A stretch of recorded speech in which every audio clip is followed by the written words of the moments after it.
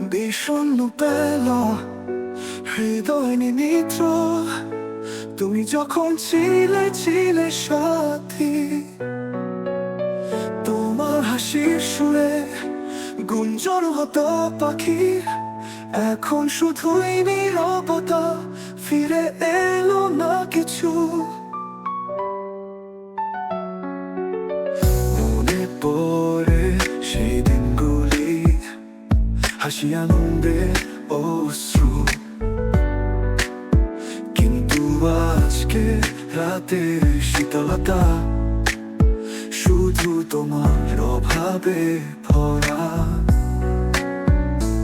অশ্রু ঝরছে স্রোতের মতো, অন্তরেতে যন্ত্রণার কাহিনী, চোখের কোণে লুকানো স্মৃতি, জীবনের প্রতিটি মুহূর্তে কষ্টের এই ছায়া, ভালোবাসার স্মৃতি। আমার বুকের মধ্যে এক লোনলি যন্ত্রণা। আশা করি কবিতাটি আপনাকে স্পর্শ করেছে। নিঃশব্দ রাতে একা আমি, চাঁদের আলো আর তোমার ছবি, মিষ্টি স্মৃতি যেন হয় কষ্টে বাষ্পে জড়িয়ে যায়। প্রত্যেকটি শব্দ কমানো বেদনার সুর, তুমি ছিলে আমার প্রহরী, এখন শুধু নিঃসঙ্গতা, চূড়ান্ত বিরহ। হাসির মতো অস্থির তোমার স্পর্শের স্বাদ, কিন্তু ভেঙে গেছে সবকিছু, ছিঁড়ে গেছে সম্পর্কের বীজ। ভালোবাসার নামে কত অস্ত্র ঝরেছি, তুমি ছাড়া এই জীবন এক অন্ধকার পথ নিঃশেষ।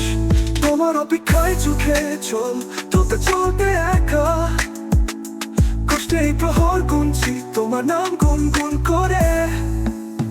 আশা করি কবিতাটি আপনাকে ভালো লাগবে। নিঃসঙ্গতার ছায়া, গ্রামের এক কোণে ছিল একটি ছোট্ট বাড়ি, সেখানে বাস করত একটি মেয়ে, নাম তার সুমি। সুমি ছিল একা, তার বাবা মা শহরে কাজে যান, মাঝে মাঝে বাড়িতে আসতেন, কিন্তু অধিকাংশ সময় সে একা কাটাত। গ্রামের এক কোণে ছিল একটি ছোট্ট বাড়ি, সেখানে বাস করত একটি মেয়ে, নাম তার সুমি। সুমি ছিল একা, তার বাবা মা শহরে কাজে যান, মাঝে মাঝে বাড়িতে আসতেন, কিন্তু অধিকাংশ সময় সে একা কাটাত।